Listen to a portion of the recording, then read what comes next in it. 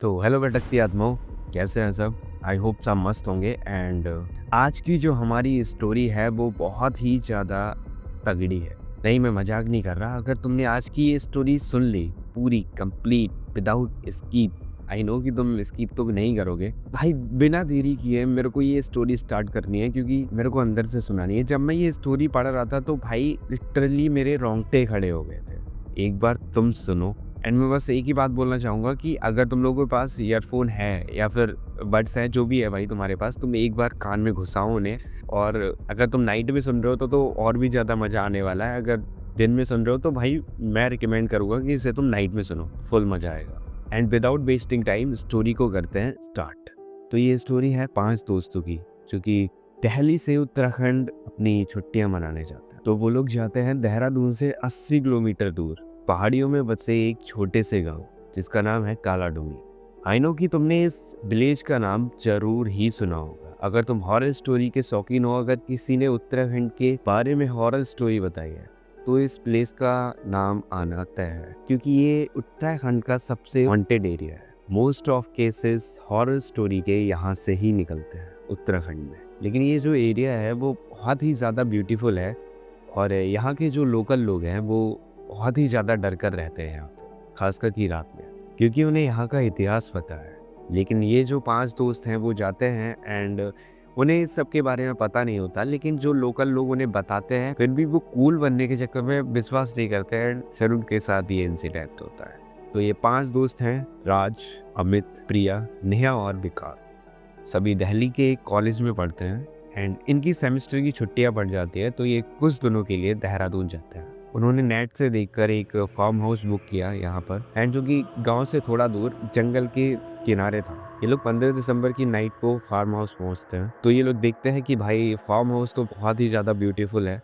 And जो farm house है वो 3 मंजिल का था और चारों तरफ देवदार के पेड़, सामने एक छोटी सी झील। लेकिन उन लोगों को एक चीज़ अजीब लगी कि यहाँ पे कोई आसपास दूसरा मकान नहीं था। ये जो मकान था वो वहाँ पे सिर्फ इकलौता ही था उस एरिया में। जब वो लोग अपना सामान उतार रहे थे तब वहाँ पे एक बुजुर्ग आता है, जो कि तुम लोगों ने देखा होगा कि हर एक स्टोरी में आता है। एंड वो यहाँ के बारे में बताते हैं कि ये जो हाउस है वो थोड़ा सही नहीं है। एंड वो उन लोगों को वार्निंग देते हैं कि तुम लोग यहाँ से चले जाओ। लेकिन भाई तुम लोग जानते हो कि दोस्तों में कूल बनने के चक्कर में भाई कुछ विश्वास नहीं करते। एंड वो लोग चले जाते हैं, उसके अंदर रहने चले जाते हैं। ठीक है, अपना सामान रिलोड करते हैं एंड सब सामान अपना रखते हैं घर में जाके एंड फिर एंजॉय करने लगते हैं। वैसे मैं एक बात पूछना चाहता हूँ तुम लोगों से कि ये जो हॉन्टेड प्लेसेस होते हैं, मतलब एरियाज होते हैं जहाँ पे मतलब अगर इन लोगों की मतलब कोई हाउस है, ठीक है, हॉन्टेड हाउस है, ठीक है, तो उसकी रखवाली के लिए एक बुजुर्ग व्यक्ति को ही क्यों रखा जाता है भाई? ये बताओ मेरे को। अगर किसी के पास इसका जवाब है तो वो कमेंट में पिन कर सकता है, ठीक है। आई थिंक मेरे हिसाब से कि शायद से उन लोगों का निकलने का टाइम करीब आ चुका है। तो अगर कोई भूत उनको निपटा भी देता है तो घंटा फर्क नहीं पड़ने वाला, आई थिंक, इसीलिए। वेल, अगर तुम लोगों को इसका एग्जैक्ट आंसर पता है तो कमेंट में पिन कर देना, ठीक है। बाकी मैं कमेंट पढ़ लूँगा। हाँ, तो इन लोगों की पहली रात तो एकदम मस्त गुजर जाती है। फुल एन्जॉय, चिल मारते हैं ये लोग, ठीक है। फिर दूसरे दिन वो लोग आराम से घूमते हैं, एरिया पूरा अच्छे से घूमते हैं। एंड जब भी वो उस फार्म हाउस के बारे में किसी से बात करते हैं तो उसका चेहरा अजीब सा हो जाता है। मतलब ऐसा लगता है कि उस फार्म हाउस के बारे में उसे पता है, पहले से ही पता है। वो जानता है कि इसमें क्या है।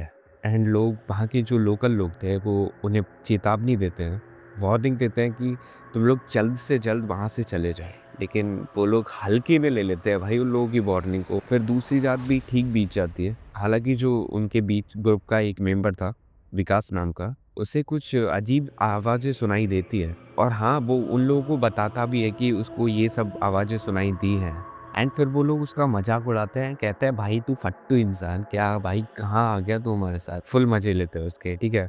फिर तीसरी रात आती है, यानी कि 17 दिसंबर की रात, जब असली खेल शुरू होता है। रात के लगभग 11 बजे थे एंड इनका जो पूरा ग्रुप था 5 लोगों का, वो सेकंड फ्लोर पर मूवी देख रहे थे आराम से, ठीक है। तभी नीचे से कुछ आवाज़ें आती हैं फर्स्ट फ्लोर से, जहाँ पे इनकी किचन विचन थी ना, वहाँ से उसकी किचन के अंदर से बर्तन गिरने की आवाज़ें आती है। राज नीचे जाता है एंड वो देखता है कि जो किचन की जो विंडो थी वो खुली हुई थी। तो उसने सोचा कि शायद हवा से गिर गई होगी एंड हवा का झोंका आया होगा तो बर्तन गिर गया होगा, इसलिए सिंपली उसने विंडो क्लोज की एंड फिर से ऊपर चला गया। लेकिन फिर जैसे ही उसने फिल्म चालू की ऊपर जाके, फिर किसी की आवाज़ आई, लेकिन इस बार वो आवाज़ और कहीं से नहीं बल्कि स्टेयर्स पे चढ़ने की आवाज़ आ रही थी, जैसे कि हल्के हल्के उनके पास कोई चढ़ के आ रहा हो। अमित ने टॉर्च लेकर देखा लेकिन वहां पे कुछ नहीं था। अब सभी के मन में डर बैठने लगा। तभी प्रिया बोलती है कि वे सभी एक ही कमरे में सोएंगे। भाई सबकी फटने लगी थी वहां पे, ठीक है, सबकी फट रही थी। रात के करीब 2 बज रहे थे एंड सभी सो रहे थे। तभी तेज चीख सुनाई थी एंड ये चीख घर से बाहर से आई थी। एंड ये चीख जो थी वो इतनी कृपी थी, मतलब तुम खुद सोचो, एक बार कोई रात के 2 बजे बहुत ही ज्यादा तेज चीखता है, भाई तुम्हें कैसा फील होगा। एंड ऐसा लग रहा था जैसे कि कोई बहुत ज़्यादा दर्द में है और वो चीख मार रहा है। विकास जो था उसने खिड़की से बाहर झांका बहुत ही ज़्यादा हिम्मत करके भाई, लेकिन चांदनी रात थी तो कुछ साफ साफ नजर नहीं आ रहा था। एंड फिर अचानक खिड़की पे दस्तक होने लगी। 1 से 3 बार दस्तक हुई, फिर शांत हो गया। अब सभी की सांसें तेज चल रही थी। नेहा रो रही थी और प्रिया के हाथ कांप रहे थे। राज ने फैसला किया कि वे सुबह तक इंतजार करेंगे और फिर सब यहाँ से चले जाएंगे। लेकिन उन लोगों को सुबह तक का इंतजार बहुत ही लंबा और भयानक साबित होने वाला था। रात के करीब 3 बज रहे थे। घर की बिजली अचानक चली गई। अब चारों तरफ अंधेरा था और केवल मोबाइल की रोशनी ही थी। तभी नीचे से एक अजीब सी खुरचने की आवाज आने लगी, जैसे कोई अपने बड़े बड़े नाखूनों को दीवार पर खुरच रहा हो। ये जो आवाज थी वो धीरे धीरे तेज हो रही थी और लगातार तेज होती जा रही थी। फिर राज ने डोर लॉक कर दी और उसके सामने एक फर्नीचर रख दिया। फिर अचानक उस डोर पर ही दस्तक होने लगी और ये दस्तक इतनी ज्यादा तेज थी जैसे कि कोई दरवाजे को तोड़कर अंदर आना चाह रहा हो। दरवाजा हिलने लगा और ऐसा लगा कि दरवाजा टूट जाएगा। लेकिन फिर नेहा ने किसी को खिड़की पर कुछ रगड़ते हुए देखा। इंसान तो नहीं लग रहा था, एक काला सा साया था जो अपने हाथों को खिड़की पर रगड़ रहा था। अचानक सब कुछ शांत हो गया। दरवाजे की खटखटाहट भी बंद हो गई, खुरचने की आवाज भी बंद हो गई, लेकिन यह शांति और भी डरावनी थी। राज ने धीरे से दरवाजे के पास जाकर कान लगाया। बाहर कुछ भी सुनाई नहीं दे रहा था। उसने बाकी सभी को बताया कि शायद अब कुछ नहीं है, लेकिन तभी दरवाजे के नीचे से एक कागज अंदर आया। उस कागज पर लिखा था, एक एक करके सब मरेंगे। अब वो पांचों समझ गए कि ये मजाक तो नहीं है, कुछ तो गलत है यहाँ पर। हमें उन लोगों की बात मान लेनी चाहिए थी, यहाँ नहीं आना चाहिए था। वो जो अंकल कह रहे थे उनकी बात मान के अगर हम स्टार्टिंग से ही यहाँ नहीं रुकते और चले जाते तो शायद ये सब हमारे साथ होता नहीं। लेकिन तुम लोगों ने वो डायलॉग तो सुना होगा ना कि आप पछताए क्या होए जब चिड़िया चुन गई खेत। तो इन लोगों का भी वही हाल था भाई, आप पछता रहे थे पहले। अगर ये सब सुन लेते उन लोगों की बातों को तो शायद ये लोग जिंदा होते। हाँ, मैं ये जिंदा होते क्यों बोल रहा हूँ ये तुम्हें आगे स्टोरी में पता लग जाएगा। फिर विकास अपने मोबाइल को निकालकर पुलिस को कॉल करने की कोशिश करता है, लेकिन उस एरिया में नेटवर्क का इशू था तो कोई भी नेटवर्क नहीं आ रहा था उसके फ़ोन पे। अब रात के 4 बज चुके थे जब वे सभी डर से कांप रहे थे। तभी घर में कहीं से एक अजीब सी हंसी सुनाई दी। यह हंसी इतनी भयानक थी कि उनकी रूह कांप गई थी। यह कभी नीचे से आ रही थी, कभी ऊपर से, कभी दीवारों से, तो कभी कहीं से। वो लोग समझ ही नहीं पा रहे थे कि एग्जैक्ट में ये हंसी आ कहाँ से रही है। फिर अमित कहता है कि चलो सब लोग छत पर चलते हैं और वहां से कहीं से भागने का रास्ता ढूंढेंगे। लेकिन जैसे ही उन लोगों ने कमरे से बाहर निकलने की कोशिश की, सीढ़ियों से एक तेज आवाज आना स्टार्ट हो गई, किसी के पैरों की आवाज। ये आवाज कुछ ऐसी थी जैसे एक आयरन को ऊपर से पटकते हैं। ये कुछ इस टाइप की आवाज थी। राज ने हिम्मत जुटाकर टॉर्च की रोशनी में देखा। सीढ़ियों पर एक साया था, लेकिन वो सही में साफ साफ नहीं दिख रहा था। वह धीरे धीरे ऊपर आ रहा था। वो सभी कमरे में वापस आ गए और दरवाजा फिर से अंदर से बंद कर लिया। लेकिन अब वो लोग जानते थे कि वह चीज जो भी है वह उनके पास आ रही है। अब उनके बचने के चांसेस बहुत ज्यादा कम है। तभी दरवाजे के पास से एक आवाज आई, एक धीमी और फुसफुसाहट जैसी आवाज। वह आवाज थी, खेल शुरू हुआ है, अब भागने का कोई रास्ता नहीं है। अब प्रिया तो ये आवाज सुन के बेहोश ही हो गई थी। नेहा लगातार रो रही थी। तीनों लड़कों ने फैसला किया कि वो लोग छत पर चलते हैं और वहां से कूदकर भागने की कोशिश करेंगे। अब टाइम रात के 5 बज चुके थे। जब वे छत पर गए तो देखा कि चारों तरफ अंधेरा है और जंगल से अजीबोगरीब आवाजें आ रही, लेकिन उनके पास कोई चारा ही नहीं था। उनके पास बस एक ही था, करो या मरो। तो राज पहले कूदा। वह नीचे गिरा और उसकी टांग में चोट लग गई, लेकिन वह भाग सकता था। फिर अमित कूदा, लेकिन जैसे ही विकास कूदने वाला था वो साया ऊपर आ गया। अब तक विकास ने उसे साफ साफ नहीं देखा था।